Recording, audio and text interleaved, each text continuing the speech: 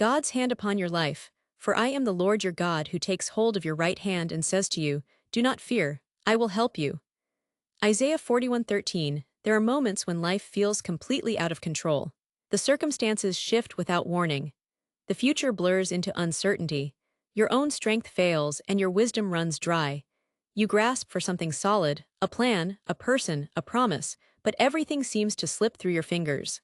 In those moments, fear whispers that you are alone, that no one is steering the ship, that you are at the mercy of fate or chance. But you are not alone. You are not abandoned to the chaos. The Lord your God takes hold of your right hand.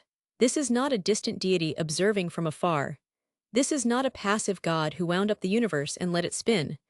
This is a personal God, a father, a shepherd, a friend, who reaches down and wraps his hand around yours. He does not shout instructions from a distance. He draws near and takes your hand. He does not leave you to navigate the darkness alone. He holds you and leads you. His hand upon your life is not a metaphor, it is a reality. And that reality changes everything. What does it mean that God's hand is upon your life? It means you are not forgotten. In a world of billions, you are not a faceless number. The God who numbers the hairs on your head knows your name. He knows your struggles, your fears, your hopes, your failures. And he has not turned away. His hand is upon you, not to crush you but to hold you. Not to push you down but to lift you up. Not to point an accusing finger, but to take your trembling hand and say, do not fear, I will help you. God's hand upon your life means you are guided. You may not see the path ahead, but you do not need to see it. You only need to feel the hand that leads you. A child walking through a dark room does not need to see the obstacles. The child needs to feel the parent's hand. The parent sees what the child cannot. The parent leads where the child does not know. You are that child. Your father sees the obstacles, the dangers, the twists and turns. He sees the path that leads to life. And he is holding your hand, guiding you step by step. You do not need to know the whole route. You need to trust the guide. God's hand upon your life means you are protected. The psalmist wrote, you hem me in behind and before, and you lay your hand upon me. Psalm 139:5. You are surrounded, not by enemies but by his hand. Behind you he guards your past, forgiven, covered, redeemed. Before you he prepares your future, hope, purpose, glory. His hand is not a cage, it is a shield. The enemy cannot touch what God holds. The world cannot snatch you from his grip. You are safe, not because your circumstances are safe, but because your keeper is strong. God's hand upon your life means you are empowered. Isaiah cried out, the hand of the Lord was upon me, and he brought me out by the Spirit of the Lord. Ezekiel 37:1. When God's hand rests on you, you can do what you could never do on your own. You can forgive the unforgivable, love the unlovable, endure the unendurable, and hope against all hope. Not because you are strong, but because his hand empowers you. The same hand that parted the Red Sea, that raised Jesus from the dead, that holds the universe together, that hand is upon you. And it gives you strength for whatever you face. Think of Peter walking on water.